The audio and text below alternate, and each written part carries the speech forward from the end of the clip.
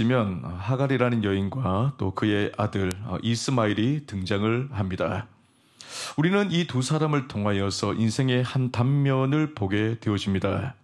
하갈과 이스마엘은 이스라엘의 조상인 아브라함의 집에서 총애를 받던 자들이었어요. 아브라함은 그의 아내 사라가 아이를 갖지 못하자 그의 첩인 하갈을 통하여서 아이를 갖습니다. 그 아이의 이름이 이스마엘입니다. 이스마엘은 16살이 될 때까지 아브라함의 사랑을 독차지했습니다. 하갈도 아들로 인하여서 항상 긍지를 가지고 살았어요. 여주인 사라 앞에서도 기죽지 않을 만큼 당당한 삶을 살았습니다. 근데 하루아침에 하갈과 이스마엘이 집에서 쫓겨나게 됩니다. 떡과 물 한 가죽 부대를 가지고 광야를 헤매는 신세가 되었어요. 이 모자는 광야를 헤매다가 길을 잃어버렸습니다. 이제 물도 다 떨어지고 곧 죽을 위기에 직면했습니다. 하갈은 목이 말라 죽어가는 아들을 참아 볼 수가 없어서 멀리 떨어진 곳에서 그 아들을 바라보며 대성통곡을 합니다. 그때 하나님이 그들을 위기에서 건져주시고 이스마엘을 통하여 큰 민족을 이루겠다고 약속해 주시죠. 오늘 본문에 등장하는 하갈과 이스마엘의 인생을 보면 그야말로 의문투성입니다. 왜 이 모자가 이런 고통을 겪게 되었을까? 왜 아브라함의 집에서 잘 살다가 쫓겨나게 되었는가? 왜 광야의 고초를 겪어야만 했는가? 어떻게 이스마엘이 큰 민족을 이루어주겠다는 하나님의 약속을 받게 되었는가? 이 질문에 하갈도 이스마엘도 침묵하고 있습니다. 대답이 없어요. 믿지 않는 사람들의 눈에 보기에는 모든 게 팔자소관처럼 비춰집니다. 하지만 거기에는 보이지 않는 하나님의 손길이 있어요. 하나님의 인도하심과 섭리가 있습니다. 두 사람은 인생의 목적을 발견하지 못하고 광야에서 방황하고 있는 듯 보입니다. 하지만 하나님은 그들을 향한 분명한 목적을 갖고 계셨어요. 우리 인생도 마찬가지입니다. 때로는 내 삶이 무의미해 보일 때가, 그렇게 느껴질 때가 있지만은 분명한 것은 우리의 모든 삶에 하나님의 섭리가 있다는 거예요. 하나님의 계획이 있습니다. 그래서 우리가 인생을 제대로 알려면 먼저 우리의 삶을 계획하시고 섭리하시고 이끄시는 하나님이 누구신가를 제대로 알아야 합니다. 13세기 위대한 복음주의자였던 마이스터 에카르트라는 분이 이런 말을 했어요. 인생을 숙달한 사람이라 할지라도 하나님이 없다면 인생 중에서 무엇을 안다고 절대로 말할 수 없다. 하나님을 모르는 사람은 인생을 모르는 사람입니다. 하나님을 깊이 아는 사람만이 인생을 제대로 깨달은 사람이에요. 우리는 하나님을 알아야 합니다. 하나님을 알아야지 인생의 답을 얻을 수가 있습니다. 하나님이 없는 인생은 키 없는 금고와 같은 거예요. 절대 열리지를 않습니다. 저는 오늘 이 본문을 통하여서 하나님이 도대체 어떠한 분인가를 우리가 함께 좀 살펴보기를 원합니다. 먼저 하나님은 광야에서도 함께 하시는 분이세요. 오늘 본문의 하갈을 보십시오. 그녀는 아들과 함께 광야로 쫓겨나 길을 잃고 정처 없이 헤매고 있습니다. 물은 점점 떨어져 이제는 물 한 방울도 남지 않게 되었어요. 갈증은 심해지고 있는데 샘은 그 어디에도 보이지를 않습니다. 그야말로 눈앞이 캄캄합니다. 너무나도 절망적인 상황 속에서 하갈은 하나님을 잊어버렸어요. 하갈이 광야를 경험한 것은 이것이 처음이 아닙니다. 16년 전에도 광야를 경험했습니다. 오래전 일입니다. 그 이후로 지금 두 번째 광야를 만났어요. 너무나도 가혹한 시간이었습니다. 하갈은 목이 말라 죽어가는 아들을 참아 보지 못하고 떨어져서 통곡을 하고 있어요. 16절에 보시면 이르되 아이가 죽는 것을 참아 보지 못하겠다 하고 화살 한바탕 거리 떨어져 마주 앉아 바라보며 서로 소리내어 우니. 하갈과 이스마엘이 서로를 바라보면서 소리내어 울고 있습니다. 이것이 하나님을 찾는 기도 소리인지 아니면 막연한 울음소리인지는 알 수가 없어요. 하지만 두 모자는 믿음이 좋기로 소문난 아브라함의 집에서 평생 살아왔습니다. 아브라함의 그 믿음에 큰 영향을 받아왔을 것입니다.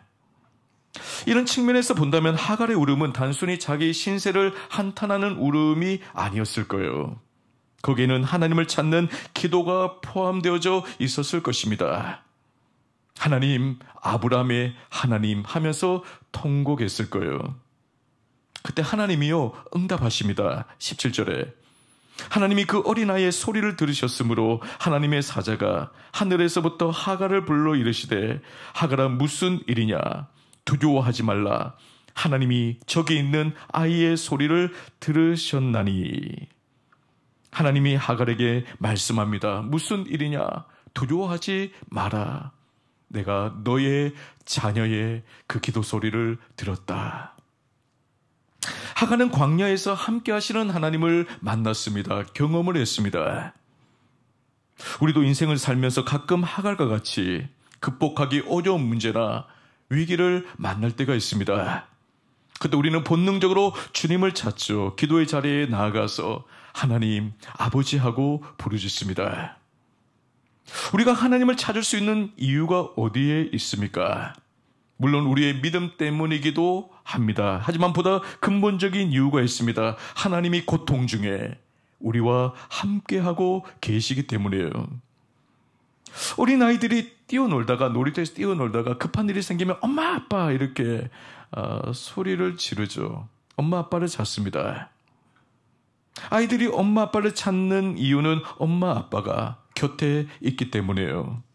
많이 돌아가셨거나 곁에 계시지 않으면 찾지를 않을 거예요. 오늘 본문의 하갈과 이스마엘도 마찬가지입니다. 그들이 대성통곡하며 하나님을 찾을 수 있었던 것은 하나님이 그들과 함께 하셨기 때문이에요. 그들 가운데 계신 하나님이 그들의 마음을 움직여서 그들로 하여금 하나님을 찾게 만든 겁니다. 하나님은 지금도 우리와 함께 하시며 당신을 찾게 하세요. 하나님을 바라보게 하세요. 그리고 그 이름을 부르게 하십니다. 그때 기막힌 일이 일어나죠. 인생의 광야길에 결코 나 혼자가 아니라 하나님이 나와 함께하고 계시는구나 하는 것을 깨닫게 됩니다. 그 하나님을 통해 우리는 평안을 누리죠. 용기를 얻습니다. 희망을 갖고 절망의 자리에서 벌떡 일어나게 되어집니다. 여러분, 하나님은 광야에서 결코 우리를 홀로 버려두지 아니하시고 함께 하시는 하나님이심을 믿으시기를 축복합니다. 다음으로 하나님은 잊었던 약속을 다시 붙들게 하시는 분입니다. 하나님이 하갈을 부르시고는 이런 말씀을 하세요. 18절을 보시면 일어나 아이를 일으켜 내 손으로 붙들라. 그가 큰 민족을 이루게 하리라 하시니라. 하나님이요, 이 하갈에게 놀라운 약속의 말씀을 하십니다. 너의 자녀를 통하여 큰 민족을 이루어주겠다. 이건 처음으로 하신 말씀이 아닙니다. 창세기 16장 16절을 보면 잉태한 하갈이 여주인 사라에게 쫓겨 헤맬 때 여호와의 사자가 이런 말을 했습니다. 여호와의 사자가 또 그에게 이르되 내가 임신하였은즉 아들을 낳으리니 그 이름을 이스마엘이라 하라. 이는 여호와께서 내 고통을 들으셨음이니라.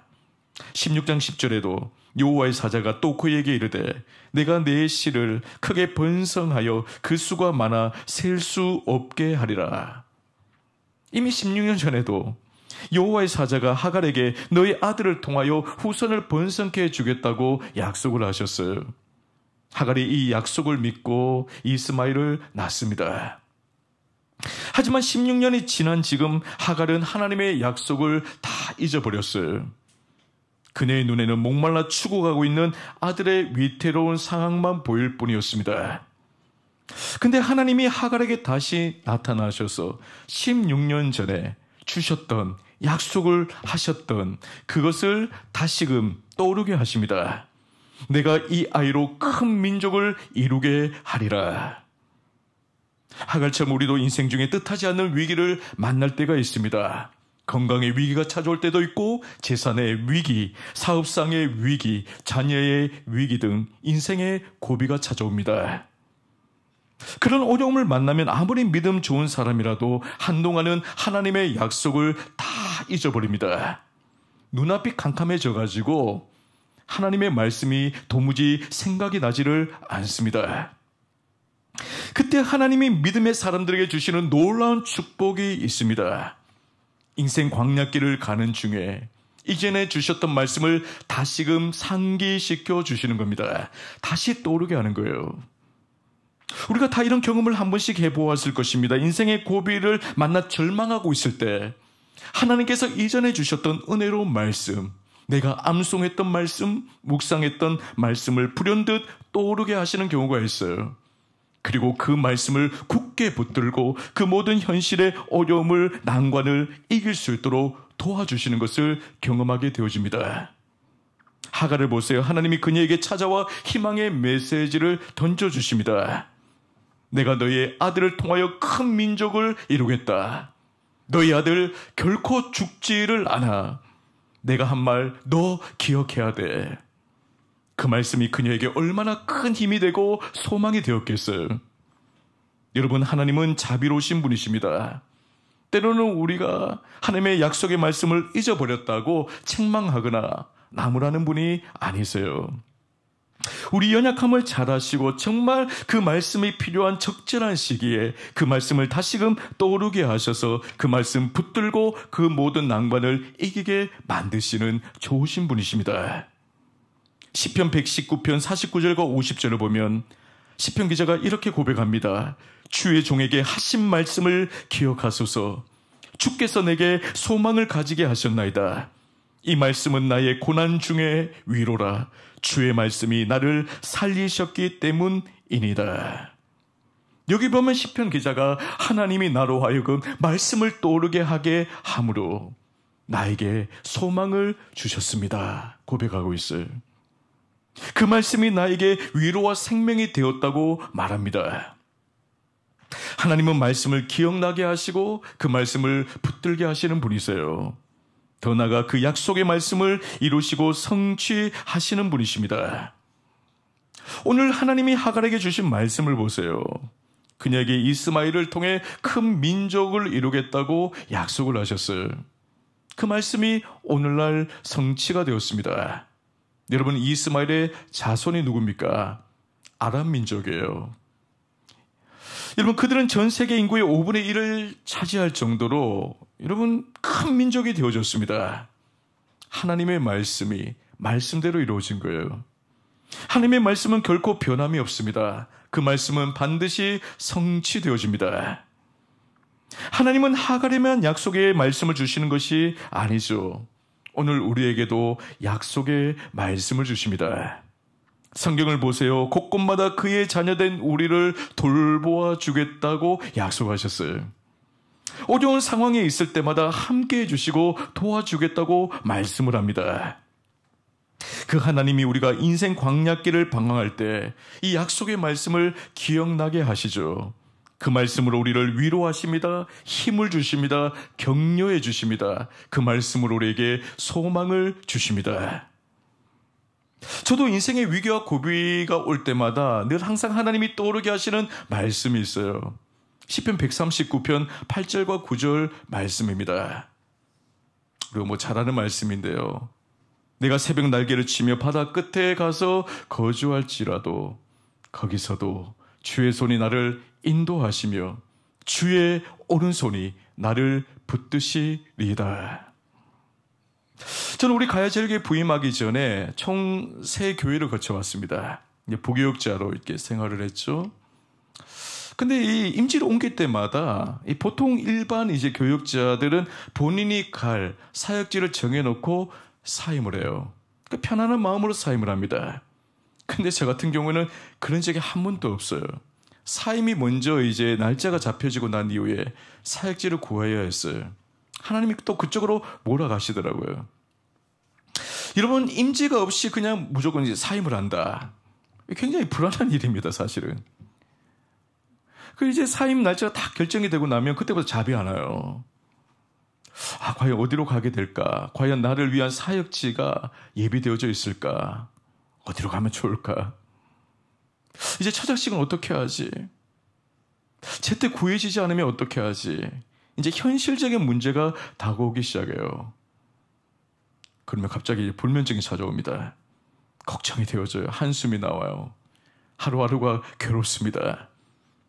그때요, 이제 기도의 자리에 나가면 하나님이 늘 주시는 말씀이 이 시편 139편 8절 9절 말씀이에요. 내가 새벽 날개를 치며 바다 끝에 거주할지라도 거기서도 주의 손이 나를 인도하시며 주의 오른손이 나를 붙드시리다. 우리가 바다 끝에 그 누구의 손길이 닿지 않는 곳에 있다 할지라도 하나님의 손길은 여전히 우리와 함께 하시고 또한 우리를 붙드셔서 좋은 길로 선한 길로 인도하신다는 말씀이에요. 그 말씀을 딱 듣는 순간에요, 풍랑이 있는 것 같은 이 영혼이요, 잠잠해지는, 평온이 임하는, 그리고 하나님이 내 길을 인도해 주신다는 확신 속에 다시금 영혼의 평정을 되찾는 그런 일들을 경험하게 되어졌습니다. 여러분, 우리가 잘 아는 무디는 전도자입니다. 그는 이 전도하는 중에 온갖 어려움을 다 겪었어요. 사람들에게 조롱을 당하기도 하고 또 열심히 노력한 만큼의 이제 열매가 없다 보니까 절망하고 좌절할 때도 많이 있었습니다. 그럴 때마다 그가 늘 떠올리며 묵상한 말씀이 있었습니다. 그것이 이사야 50장 7절 말씀이에요. 주 여호와께서 나를 도우심으로 내가 부끄러워하지 아니하고 내 얼굴을 불싯돌같이 굳게 하였으므로 내가 수치를 당하지 아니한 줄 아노라. 누구에게나 하나님이 주시는 약속의 말씀이 다 있어요. 우리가 예수를 믿고 우리가 하나님의 말씀을 읽는다면 하나님이 우리 각자에게 주시는 특별한 약속의 말씀들은 다 있습니다. 보통 때는 그 말씀을 잊고 살아갑니다. 하지만 위기를 만날 때 나도 모르게 그 말씀이요, 그 성경 구절이 불현듯 떠올라요. 하나님이 생각나게 하시는 겁니다. 하나님은 하갈에게 16년 전에 하신 말씀을 다시 주셨습니다. 약속의 말씀을 들은 이 하갈이요, 아들에게로 달려가서 말했을 겁니다. 얘야, 우리는 죽지 않는다. 하나님이 너로 큰 민족을 이루어 주겠다고 약속해 주셨어. 조금만 걸어보자. 힘내보자. 이 위기 이겨낼 수 있어. 얼마나 새 힘이 돋았겠어요. 하나님은요, 자비로우신 분이십니다. 우리에게 주신 말씀을 다시 기억나게 하시고 그 말씀을 굳게 붙들게 하시는 분이세요. 말씀으로 모든 역경을 이기고 승리케 하시는 분입니다. 저는 고단한 현실을 견디며 살아가고 있는 우리 모두에게 하나님의 축복의 약속의 말씀이 임할 수 있기를 원합니다. 또한 이전에 주셨던 그 말씀이 선명하게 떠올라 그 말씀을 온전히 붙들고 오늘의 현실을 이겨나가는 믿음의 삶을 살아가는 우리 모두가 되시기를 축복합니다. 마지막으로 하나님은 믿음의 눈으로 답을 보게 하시는 분이세요. 19절 말씀입니다. 하나님이 하갈의 눈을 밝히셨으므로 샘물을 보고 가서 가죽 부대에 물을 채우다가 그 아이에게 마시게 하였더라. 하나님이 하갈의 눈을 밝혀주셨어요. 그때 하갈이요, 샘물을 보게 되었습니다. 이 샘물이요, 원래 있었던 거예요. 근데 보지를 못하는 거예요. 여기서 우리가 중요하게 알아야 될 사실이 있습니다. 하나님이 그의 자녀에게 샘물을 보여주시지만은 육신의 눈을 가진 자에게는 보여주시지 않는다는 거예요. 샘물은 하나님이 눈을 열어주신 자만이 볼 수가 있는 것입니다. 하갈은 하나님이 말씀을 주셨을 때 그것을 믿었습니다. 아들이 죽지 않고 큰 민족을 이룰 것이라고 약속하셨을 때 확신했어요. 그때 하나님이 그녀의 눈을 열어주셨고 드디어 샘물을 발견하게 되었습니다. 샘물은요, 멀리 떨어져 있지 않았습니다. 바로 곁에 있었어요. 우리가 인생의 여러 가지 문제를 만날 때요, 답이 보이지 않을 때가 있습니다. 심한 갈증과 목마름으로 고통을 당하고 있는데 물 한 방울이 보이지 않을 때가 있어요. 그때 우리는 자칫 하나님을 잊어버리고 문제에만 몰두하기 쉽습니다. 그러면 곁에 여러분 샘물을 보고도 보지를 못해요. 샘물을 두고도 보지를 못해요. 이런 문제의 답이 바로 앞에 있는데도 보지를 못하는 겁니다. 믿음의 눈이 아니면 하나님이 주시는 답을 발견할 수가 없습니다. 우리가 인생을 살다 보면요, 해답이라는 것은 멀리 있지 않아요, 사실. 의외로 가까운 곳에 있는 것을 보게 되어집니다. 근데 내가 믿음이 없어서 하나님의 말씀을 붙들지 못하여서 답을 발견하지 못하고 탄식하는 경우가 많단 말이죠. 그때 하나님이 우리에게 믿음을 주십니다. 닫힌 영안을 열어주셔서 샘물을 보게 하세요. 시편 114편 8절을 보시면 그가 반석을 쳐서 못물이 되게 하시며 차돌로 샘물이 되게 하셨도다. 이스라엘 백성들이 광야에서 물을 얻지 못하였을 때 하나님께서 반석에서 물을 내어주셨어요.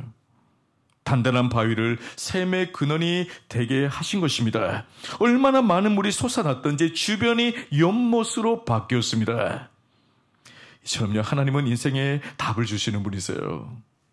모든 문제를 해결해 주시는 능력이 하나님께 있습니다. 여러분, 이 사실을 믿으시기를 축복합니다.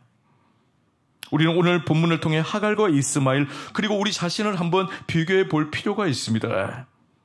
하갈과 이스마엘은요, 하나님께 선택을 받지 못한 자들이었어요.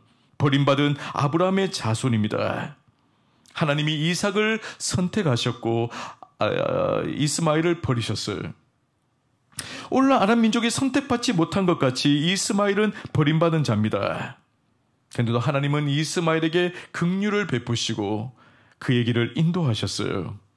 광야를 헤맬 때에 함께 하셨습니다. 괴로워할 때 말씀을 기억나게 하셨습니다. 나중에는 샘물을 보게 하셨어요. 하나님은 버림받은 이스마엘과도 함께 하셨습니다. 그렇다면 오늘 하나님 앞에 예배 드리러 온 우리에 대해서는 오죽하시겠냔 말이죠. 우리가 누구예요? 하나님의 선택을 받은 자입니다. 예수 그리스도의 그 십자가의 피로 구속함을 받은 하나님의 거룩한 자녀입니다. 이런 우리를 하나님은 광야에 그저 홀로 내버려 두시지 않습니다. 불꽃 같은 눈으로 보호하시고 모든 약속을 반드시 이루어 주십니다. 여러분, 이 확신이 우리에게 있어야 됩니다. 중세 말기에 영국과 프랑스 간에 100년간의 전쟁이 있었어요.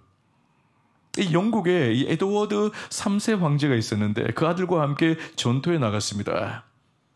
근데 가던 중에 갑자기 이 황제된 아버지가 아들에게 말합니다. 얘야, 너가 이 중대를 이끌고 전쟁에 나가도록 해라. 혹이라도 너가 위기에 처하면 내가 반드시 너를 도와주러 오겠다.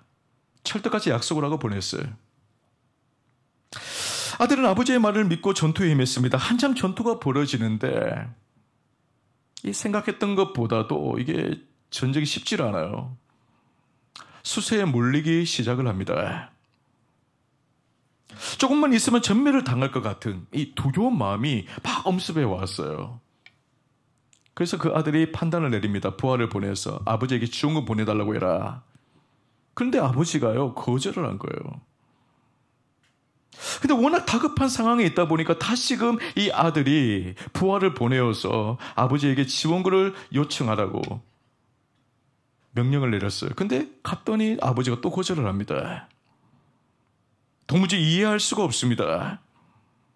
그렇다고 이대로 전쟁을 계속 지속할 수는 없는 거예요. 그래서 한 번 더 부하를 보내어 지원금을 요청했습니다. 그때 황제가 그 부하를 보고 이렇게 말합니다. 내가 지금까지 하는 말을 아들에게 고스란히 전해라. 나는 내 아들을 언제 도와주어야 할지 모를 만큼 무능력한 지휘관이 아니다. 위기에 처하면, 위태로운 상황이 되어지면 내가 반드시 도와주겠다고 말해라. 무슨 말입니까? 황제가 아들이 처한 상황을요, 다 보고 있다는 거예요. 안 보고 있는 게 아니고 그 상황을 다 판단하고 보고 있었다는 거예요. 근데 지금 보니까 이 황제 입장에서는 그 위태로운 상황이 아닌 거예요. 좀 더 지켜봐야 될, 기다려야 될 상황이었던 것입니다. 하지만은 이 아들이 진짜 위기에 놓이면 아버지는 곧장 큰 부대를 이끌고 아들을 도주로 올 것이라는 거예요. 여러분, 하나님 아버지도 마찬가지예요. 하나님은 우리가 필요할 때 그냥 무관심하게 그냥 방관하시는 분이 아니라는 겁니다. 언제 도움이 필요할지 전혀 모르는 경험 없는 지휘관이 아닙니다. 하나님은 우리를 도와주어야 될, 적극적으로 개입해야 될 정확한 시기를 하나님이 알고 계셔요. 도와야 할 순간이 다가오면 지체하지 아니하고 하나님이 우리를 도와주십니다. 눈을 열어 샘물을 보게 하시고요, 그 물을 마시게 할 것입니다. 여러분, 이 확신을 가지고 여러분, 우리 앞에 놓인 그 모든 광야길을 은혜로 통과하는 우리 모든 성도들이 되시기를 주의 이름으로 간절히 축원합니다.